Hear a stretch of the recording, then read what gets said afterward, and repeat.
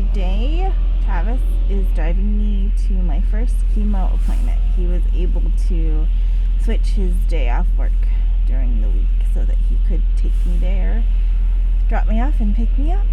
So hoping all goes well and my body reacts to the chemo mildly. That would be my hope. But lots of anxiety, lots of fear, but just kind of also excited to get this whole process started so that I can hopefully shrink this tumor and kill all the cancer in my body. My name is Shelby and I was diagnosed with stage 3 breast cancer on April 17th, 2020 amidst the coronavirus.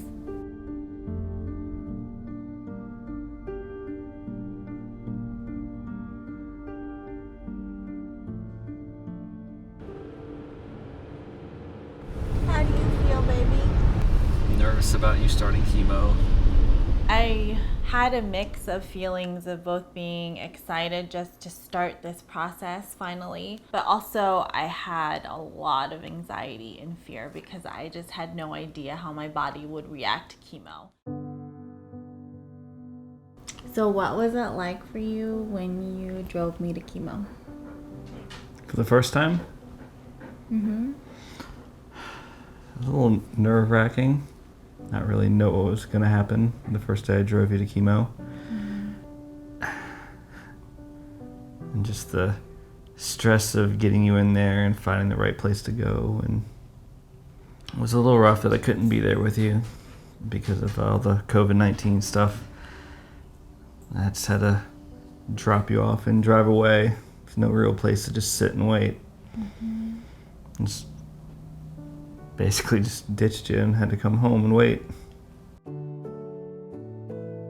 I got my own room for the first treatment, which was actually really great. I met my nurse that was going to administer the chemo, and also someone was shadowing her that day as an intern, and both of them were very, very friendly. And so my experience for my first chemo was positive because I just really felt comfortable. And also a social worker came and talked to me just to kind of get a feel with where my head was and how I was feeling about everything.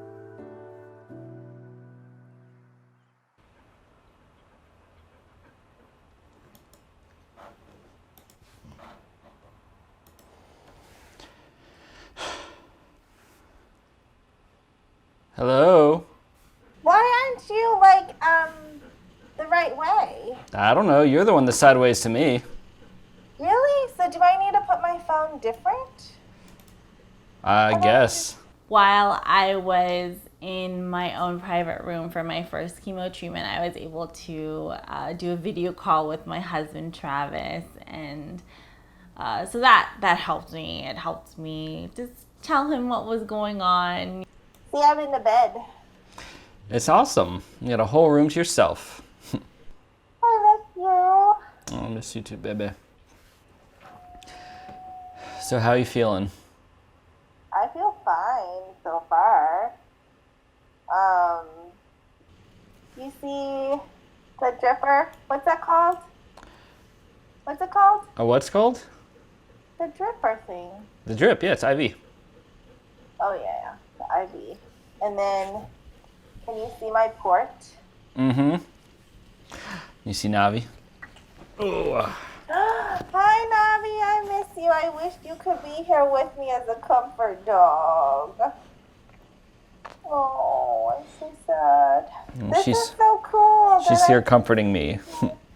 So when I first got here, I went to the wrong place to check in, and then I had to go over to the other side of the building.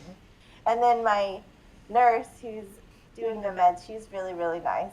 Like how did the port feel? Did it hurt when they put it in? It was just a push. That's all you felt, just pressure? Nothing. Yeah, just the pressure. Mm-hmm. So the lidocaine worked. Yeah, it did. Good job. Someone's knocking. No, it's okay. I gotta talk to the social worker, okay? I love you. I love you too. Bye. Bye. Bye. Bye, Navi. I love you. Bye.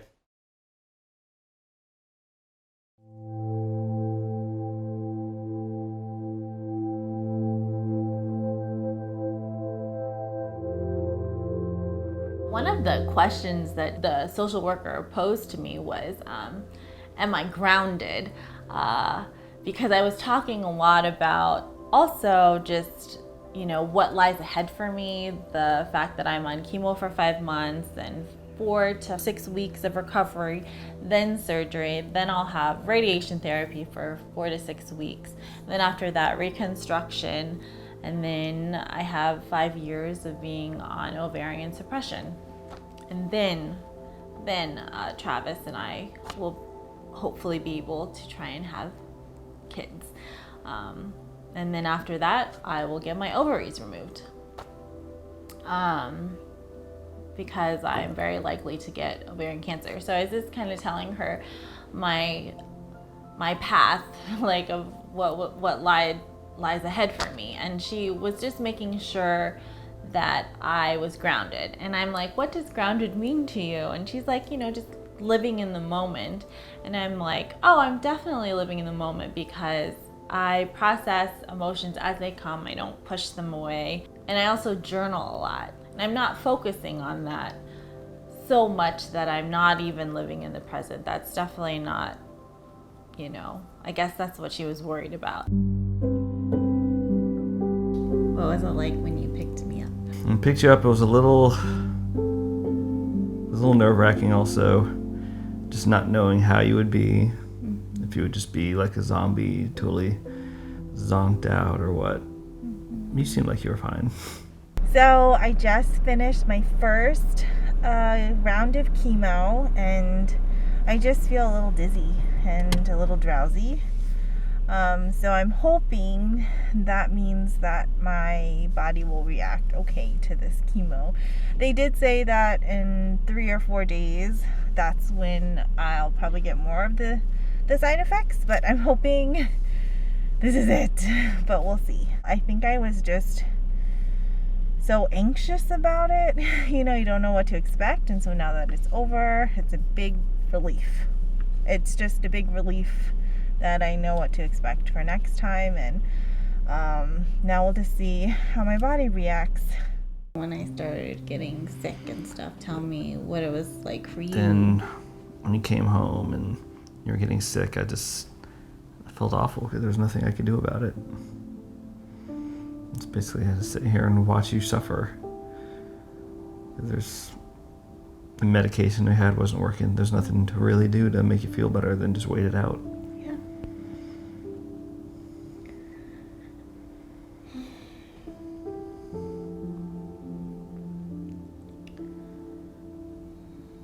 During my first chemo treatment, I didn't have any reactions yet, so I was just feeling normal and actually just glad to start the whole process.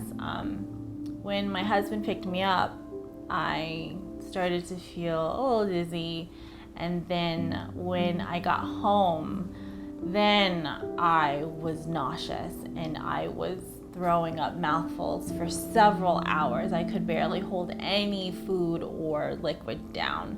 And it was horrible. I was in so much pain.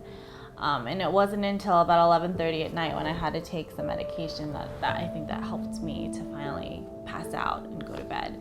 And so for the first week, what I dealt with was severe fatigue, dizziness, being jittery, and then feeling nauseous, even with anti-nausea medications.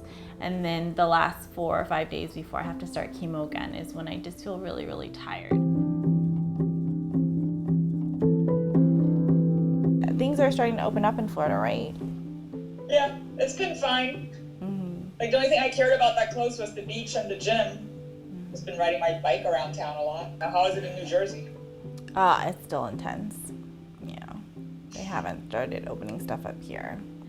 So I started chemo last week, and the first week was really hard. I still can't bring anyone with me. Well, Travis would be the only one that could come since he's the only one here in New Jersey. Yeah, that's not easy. Yeah, so, but everyone's really nice, so that's helpful. I finally started to join some support groups on Facebook for young women with breast cancer. And then what's cool about the groups is that I kind of see the different stages people are in, or those that are done, and I kind of get an idea of what like lies ahead, you know, even though everyone's different and everyone reacts to chemo differently. I kind of see like people that are similar to me. And then I shared my first episode of Life Before Chemo in a lot of adoption support groups that I'm in. And so I was just asking to connect with people like that have gone through something similar, you know, that are adopted, that don't have any family health history. And so it's just crazy how many people come forward and share their story, like once you've shown that you've shared it. Did they tell you how long everything's gonna take? Like, I go once a week, every 2 weeks for 8 weeks. And then I have another chemo regimen, which is once a week for 12 weeks. So it's about 5 months. you're so young. I'm sorry. I think I just always cry when I talk to people. That's why I just like to text you guys. Yeah. This is easier. It's less emotional. It's a lot that I've gone through like in a month.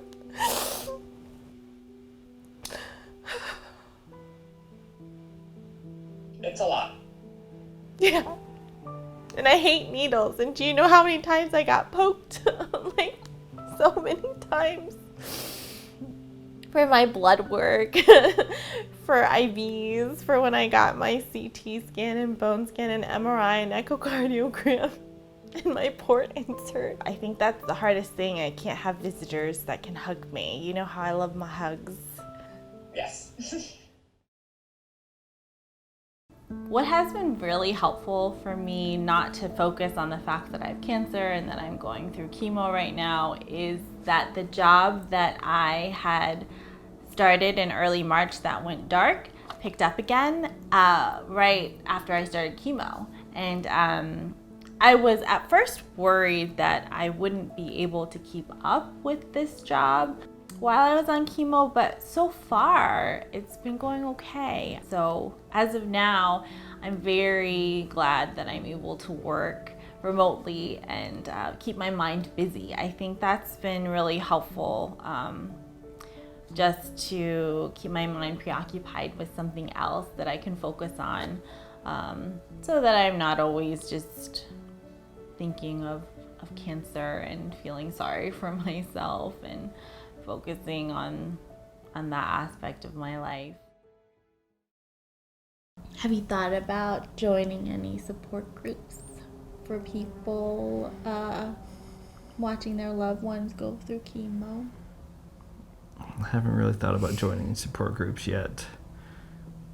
I feel like just going to work right now and keeping my head down and pushing forward is the best thing I can do.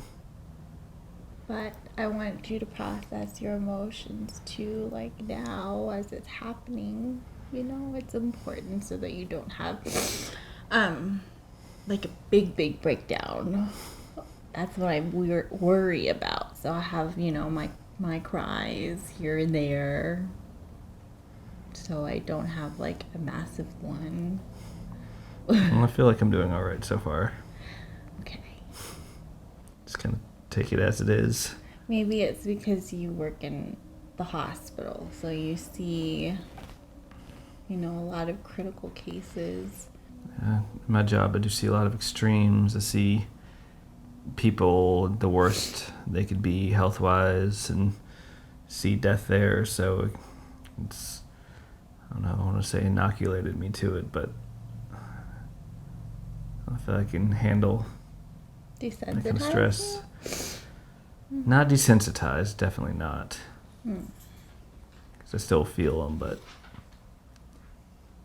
I don't think you should be doing what you're doing if you're completely desensitized to death and pain. And Sure. The first chemo infusion that I got, about a week after that, I finally decided to join support groups on Facebook.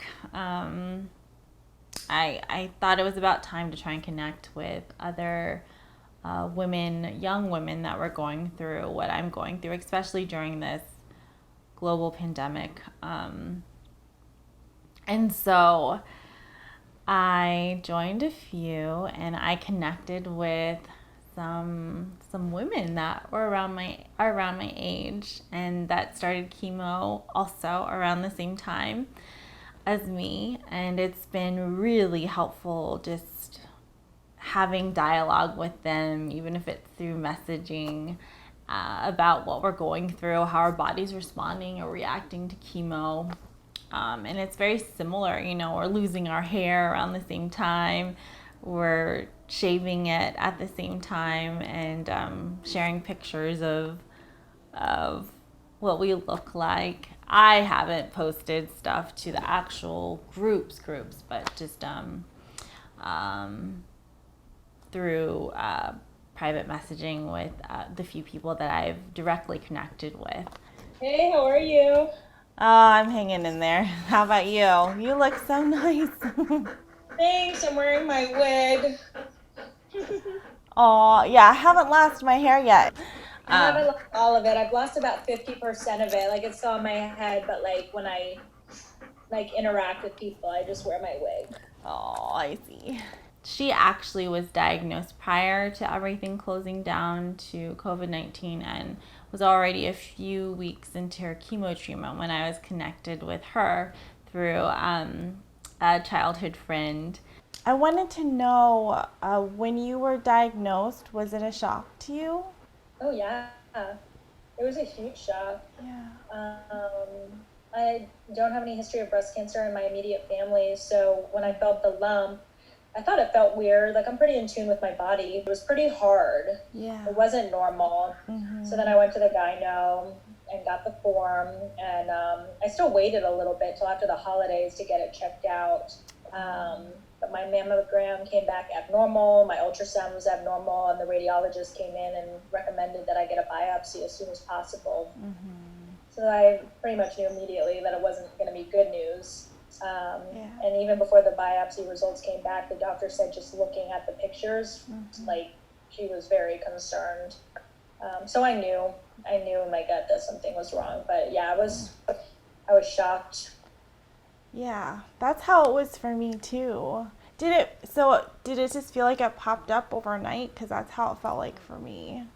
Kind of, yeah. I had never felt it before when I was feeling it, and I was like feeling on the other side, and it wasn't there, so I knew it was something that shouldn't be there. Yeah. But yeah, it seems like it did just come up overnight. Absolutely. That's what I thought for me too. Yeah. It was a big shock. Have you joined support groups on Facebook?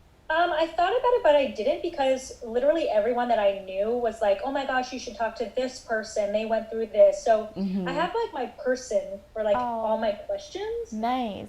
And most of them are complete strangers that I've never met before. So it's not like someone in my life, or, I obviously am talking to family and friends, but there's people that I've talked to about cold caps, about, double mastectomy, going through chemo. Like, there's different people, and they still text me and like check up on me. So I feel like they're like my little support group network. I've covered breast cancer rallies. I've interviewed people with breast cancer before, and like, you just don't really understand until you're going through it. Like, I commend these women 100% because it takes everything out of you. It does. Oh my gosh. Because you seem so strong and like so positive, like what have you been doing to try and, I guess, stay positive, like what they all say? Well, don't get me wrong, I definitely have my moments. I think the first round was the hardest. Like, I feel like I broke down a lot, like after the first round, just because it was also new. I don't want to say that I'm getting used to it, but like, I feel like now I kind of have an idea of what to expect. And I'm halfway done. Like, I'm just trying to like keep in mind, like, this will be behind me. This is not going to be your life forever. I've been just trying to like do things that make me happy, and like when I want to do them. Like, if I get a craving for something to eat, I'm like, I want this right now. Like if I want to eat ice cream for lunch today, I'm eating ice cream for lunch today. Oh, if I want to lay in my bed and read my book till 3 o'clock in the afternoon, I'm going to lay in my bed and read my book until 3 o'clock in the afternoon. Like I just do what I want to do when I want to do it. Mm-hmm. Obviously, I don't leave my apartment because of the coronavirus, really. But, you know, just do things, like, just do it if you want to do it. And I felt like that's been helping me tremendously. At least we can survive and it'll be over one day. Like, it's not something that it's like... Yeah. The rest of your life. You know, it's something like you just have to get through it and you can put it behind you. And I think that it's super important to keep in mind. Mm-hmm. I don't know about you, but people have been sending me a crazy amount of stuff. Yes, me too. At first I was terrified, like, don't send me anything because I'm not even going to open it. This virus has got me, like, terrified. And then I finally said, okay, you can send me stuff, because a lot of people just feel so bad. They have nothing else they can do for me. So I'm like, okay. And then I just got a flood of stuff. I mean, I love it all. I'm a huge... flowers. I have more blankets than I can count now. Yeah. Oh, and my stepmom, who actually, she went through breast cancer, she got me this really nice backrest, like you can change and stuff. It's like 4 pieces because I love to read. So I'm like, this is great. I love this. I just finished Amy Robach's book. Oh. She's the Good Morning America anchor that had breast cancer. Oh. You should read it. Mm-hmm. I just finished it if you want me to mail it to you. Oh, really? Oh, I would love that. I can send you my address. Yeah, just text me your address. I'll mail it to you. Oh, perfect. Yeah. I think it's just really amazing how all of these women come together to support one another as they go through what is... It's so hard to describe what it is that we're going through.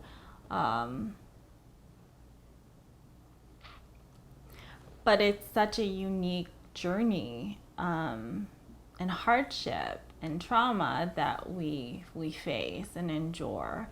And so it's wonderful to have a camaraderie with women who are going through this and who have gone through this, to hear their advice as well and what helped them get through it. So if you think of anything else or you need anything at all, like please don't hesitate. You have my number, my email, whatever. Same here. And if you're just curious about something, you can shoot me a text whenever and ask the most random questions. Like if I can answer it, I'd be happy to help. Oh, perfect. Okay. Well, thank you so much, Melissa. Well, hang in there. You'll get through this. Yeah, we'll both get through this. All right. All right. Talk to you later. Bye. Bye. One of the things that I have really, really appreciated is hearing from people that I haven't heard from in ages, just reaching out because of how they saw my post about me sharing about my journey of battling cancer during the coronavirus.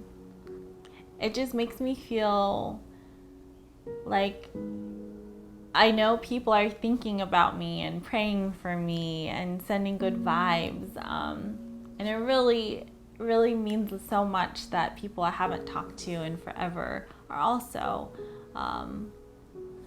really concerned for me and really want the best for me. So one of the things also that Travis has to do is bring up all of the mail that I'm getting, all the packages, because so many people have been sending me gifts and care packages, and it's made me feel so loved, and it's been you know, something to look forward to. Yeah. So I have this one care package from someone I used to work with several years ago, and she saw my story about documenting my cancer journey, and she reached out and asked if I remembered her, and I'm like, of course I remember you. And apparently she's going through chemo again for cancer, and she wanted to be chemo buddies, and she sent me this care package, so I'm excited to see what it is. These work great. Oh, it's so cute. I love it. Ooh, use daily to keep your scalp nice and healthy. This is perfect. What's this? Oh, it's a pillow. How cute. How cute is this? I love it. Oh. Some tissues. Journal. Oh, I have another journal. Radiate positive vibes. I love journals. I have like so many of them. Oh, I love it. It makes me feel so Card. loved. Dear Shelby, I hope you enjoy this little care package and all the goodies. You've got this, girl. Love always, Jamie. I think it just makes me really happy but emotional at the same time. It's like you join this club no one ever wants to join, but they try to make it, try to make it as positive as they can, and really be there for each other.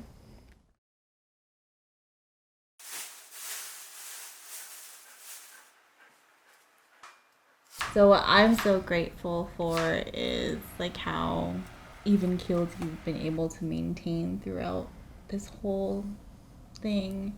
And I love how much you still cook for me. And the recipe from the cookbook for people that are going through chemo, like that minestrone soup was so good. Mm-hmm. So what are your favorite things to cook for me? Since we've gotten here, for some reason, we've gotten really big on portobello tacos, which about half the time we make vegan, and sometimes we just do vegetarian because we'll mix in something with butter or something with cream, but and then always make the pasta you like. Yeah, usually I'll have that when it's been almost at the end of my first chemo round before I start my next one, because I feel a little bit better. I'm not so nauseous, and my taste buds aren't as crazy or off by then. But yeah, it's just terrible that with each chemo treatment I end up getting a little bit worse. It's a little bit worse for me. It's a little bit harder. But that's just because of the buildup of all of basically the poison they keep pumping into your body each time to try and get rid of this cancer. After I shared about my first episode on social media of surviving cancer through the coronavirus, someone from Adoptee Bridge reached out to me about wondering if I wanted to do a family birth search to uncover as much as I could about my family medical or my family health history. And it's so funny because when I told her yes, that would be a great idea. I was definitely actually thinking of that once I found out that I carried a mutation in my BRCA2 gene. So knowing that this is hereditary, I think it's important to find out as much as I can about my family health history, if I can. My oncologist actually wrote a letter of support about why it's important for me to know everything I can about my family health history so that she can give me a well-informed treatment plan, because it's important to know what other cancers I could be at risk for. And it's also, she pointed out, important for them to know that they are carriers of this mutation, or one of them is, and that this could happen, or maybe already has happened, to my half brothers and sisters.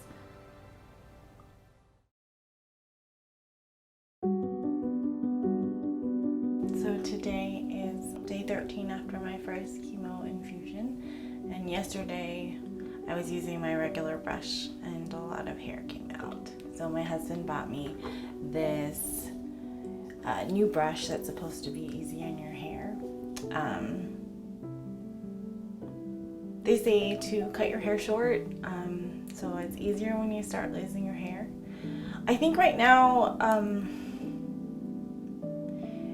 losing my hair is really hard. I think it's because it's the first thing that I'm going to lose because of this cancer and being on chemo. So, yeah.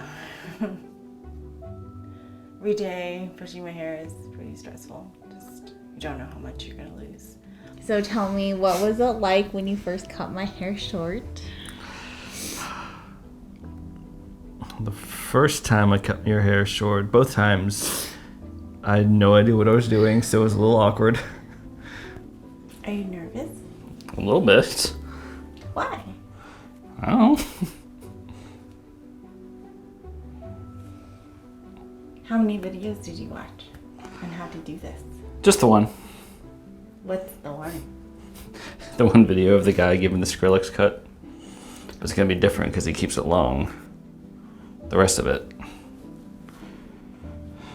I chose to do it this way, but still made the mistake of putting it all in one ponytail and cutting it. So it kind of slid as I sliced through, and you had a nice angle cut going down. Okay, you ready? Yeah, I'm ready. Ah!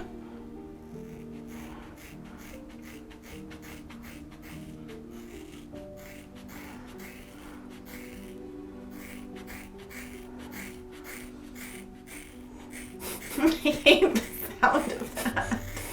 Sounds like you're shearing my hair. Yep, definitely not even.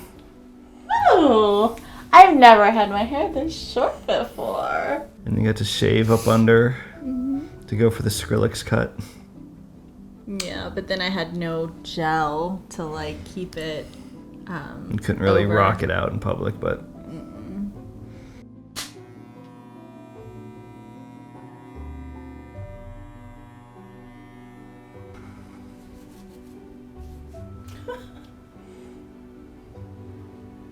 I think it looks fine like this right now. Thank you. Your first haircut.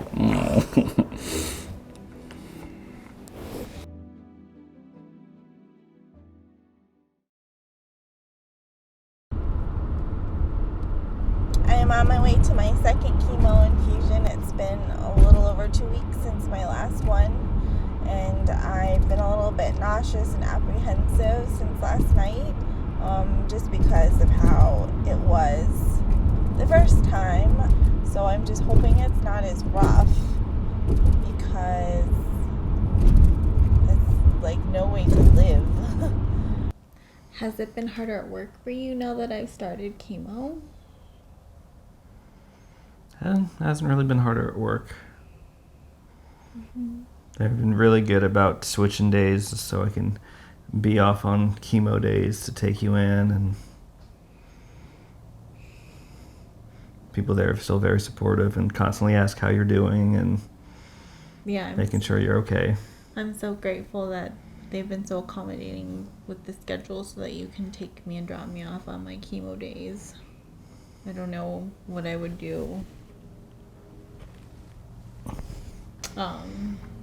if you couldn't take me, because I would not want to do like a taxi or an Uber or Lyft. I would drive myself.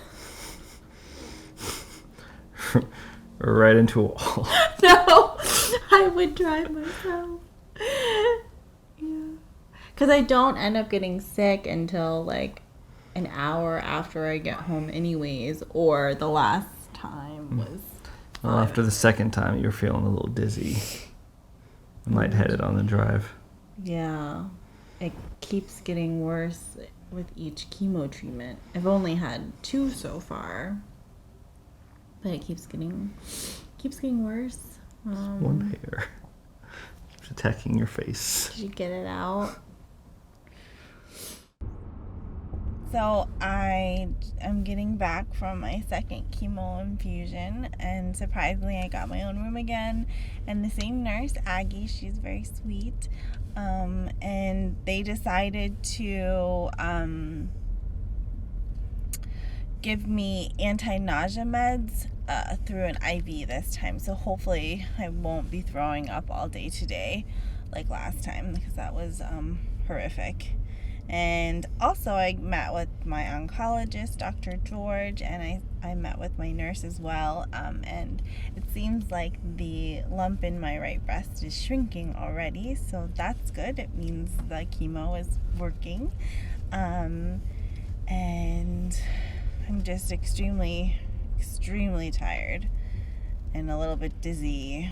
The social worker came and talked to me today again, and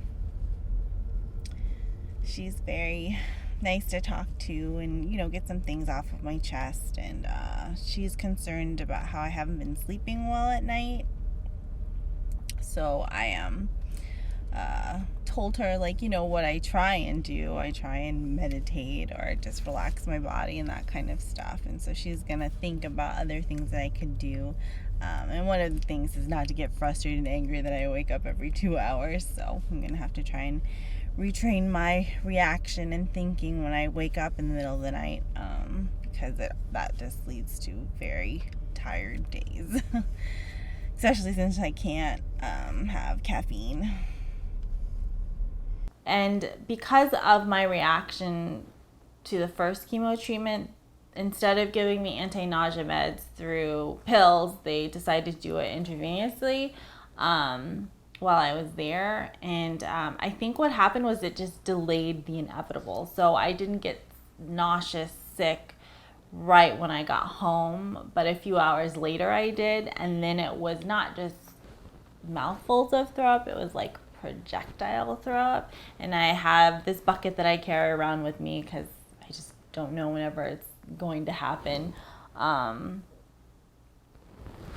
So that was horrible. So I felt like the second round of chemo was more rough for me. What has been the hardest thing so far during this whole process for you? The hardest thing is seeing you in pain and sick and not being able to do anything about it.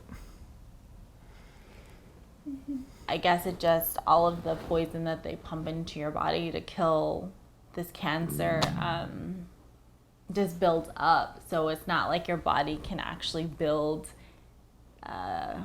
immunity, or, it's not like it's going to get easier each time. It's just going to get a little worse each time. So now that I know that, and I actually had read in one of the groups that I joined after I started chemo, a support group for young women going through breast cancer, that it got worse for them. So I kind of, in the back of my head, I knew that was a possibility for me too.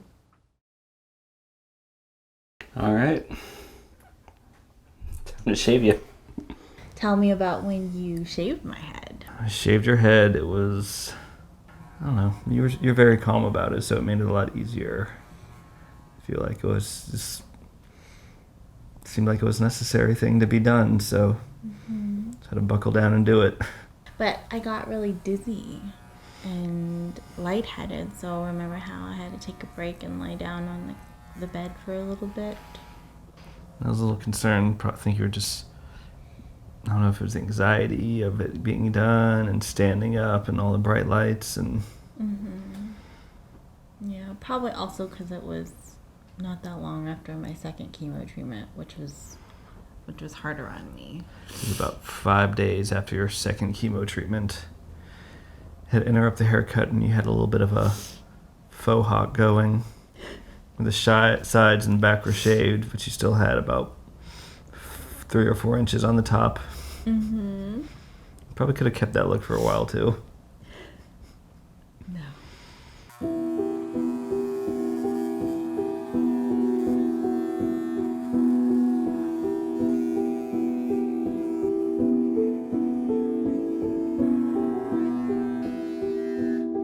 All right. Thank you, baby. Okay. feel your head? Ugh, I feel so weird. It's all gone almost. Is it hard for you to see me with barely any hair when I don't wear a wig or one of my head caps? The only time it's really hard to see you without your hair is in shadows. Mm-hmm. When I see your shadow coming down the hall and I don't see the hair, it's a little confusing at first. Mm-hmm. And then I see your face and it's fine. Yeah, my face. I still have my face. The face is still there. Yeah. I was just losing so much hair every time I just ran my hands through my hair or brushed it. So there's already like some balding spots anyways. This is a good time to shave it. And now I can finally try on all of these caps that I've got. This one came from a female that I met through a support group, and she sent me this really adorable chemo kit.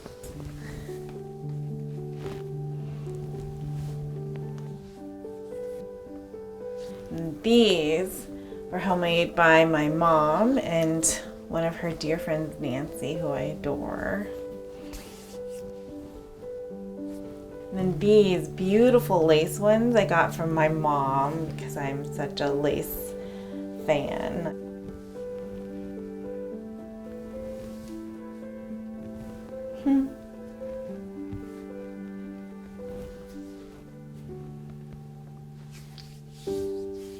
It's very pretty. So I am on my way to my 4th chemo infusion. I wasn't able to talk last time for my 3rd chemo infusion because I was dreading it and very miserable. Each time it gets worse for me, and they keep amping up the anti-nausea meds, but it still doesn't really work. I still throw up and am very nauseous for the first 6-7 days, and then I get a little bit better for the last week. But the good news is each time that I've seen my oncologist after each chemo, my tumor, the mass, has shrunk and a little bit, and so has the lymph node, the enlarged lymph node. So that's good news. So my body is responding to the chemo. But I just feel like chemo is absolutely awful, and it's just making me miserable, and it's horrible, and I feel like a ghost a lot of the time.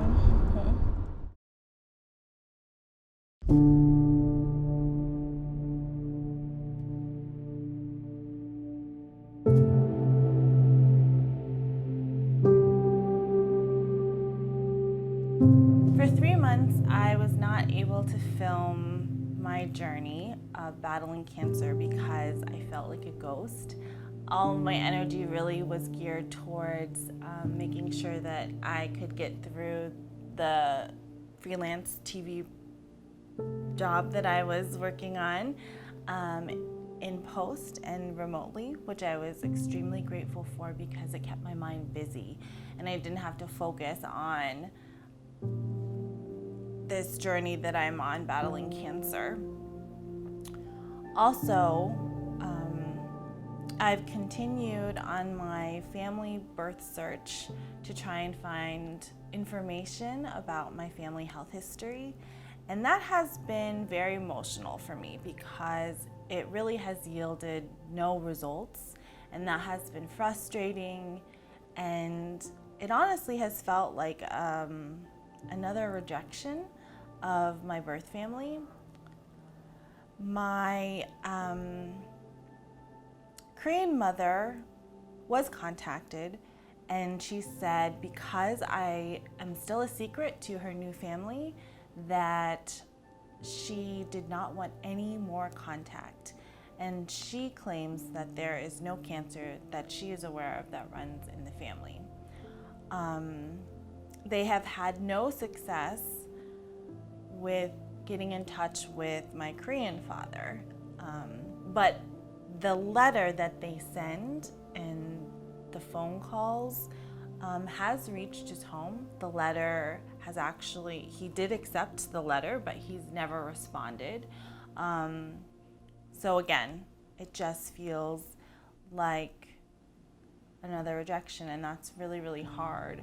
And that's why I think adoption is a lifelong journey, because when big life events happen, whether it's a happy event, like when I got married, you know, there's a tinge of sadness that I can't share that with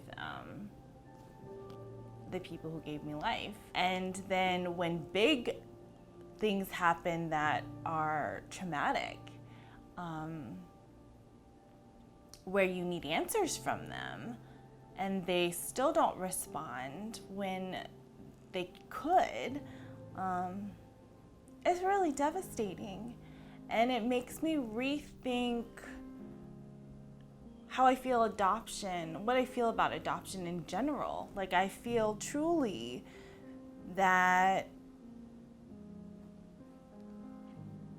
even if it's a closed adoption, if the first parents don't want to have anything to do with the child that they decide to place, regardless of the circumstances, if they feel coerced, like, there still should be set in place records that are open as far as family medical records, family health history. And it should stay open as new things come to light because of things like what happened to me. And I don't know why that isn't set in place all around the world. Because every time I go to the doctors, I have to fill out a form that says, you know, whenever it asks, do you have any family health history of anything? I have to say, I don't know, I'm adopted.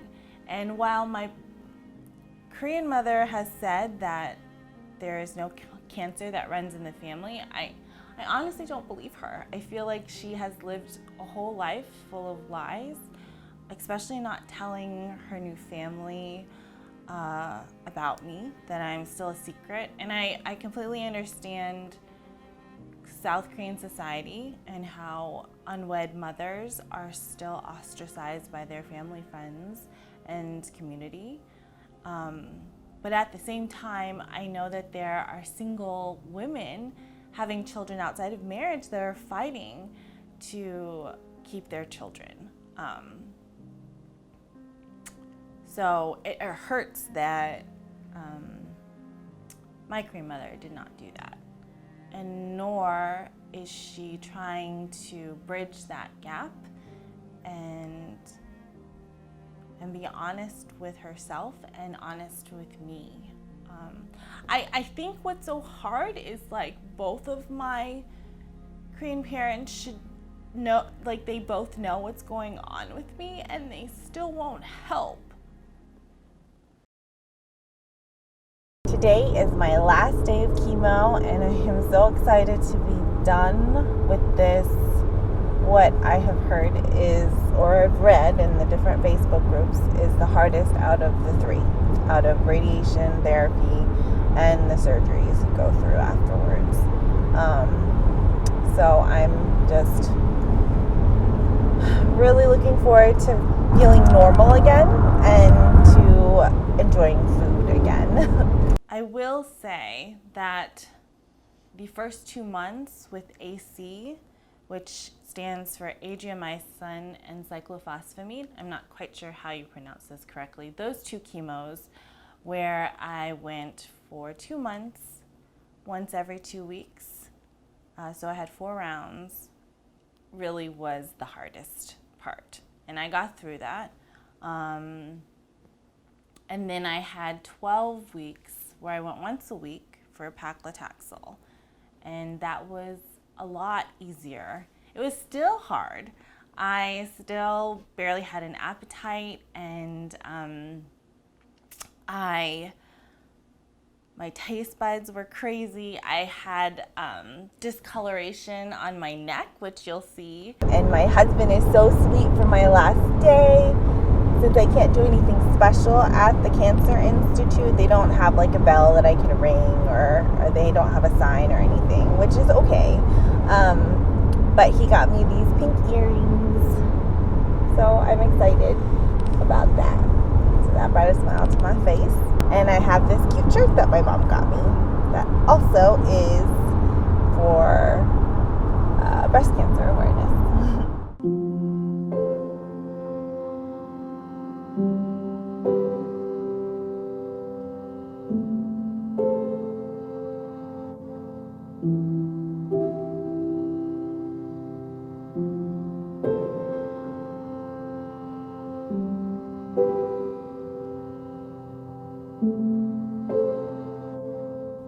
You know, I still have so much left to go in my treatment, but I'm just so thankful to be done with chemo.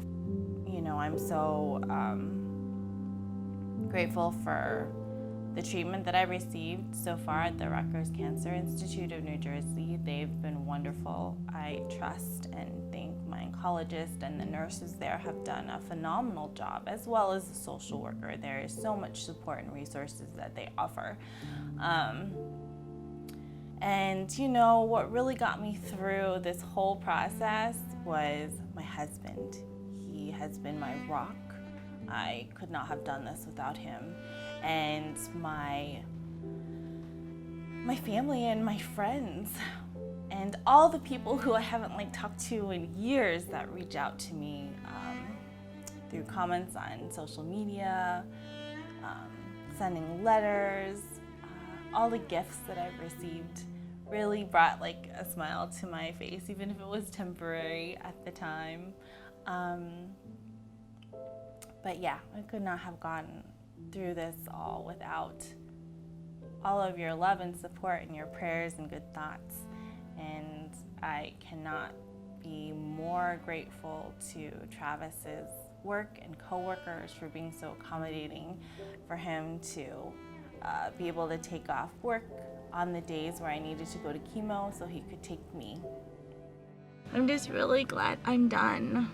Hopefully I'll never have to get chemo again. I just can't wait to start feeling normal again, even though by the time I start feeling normal, I'll have the surgery, the bilateral mastectomy. I just feel relieved that I made it through. It was hard not to get emotional today at chemo because I would get teary-eyed since I made a post on Facebook about it, and I was just getting so many beautiful comments from people, and I'm just really happy I've gotten through this. I don't want to cry. I've cried too much. But I'm so grateful for my husband for making sure I don't quit, because it did make a huge difference. It did shrink my mass to half of what it was originally, the size, and that'll make the surgery much easier for the breast surgeon. So I'm glad for that.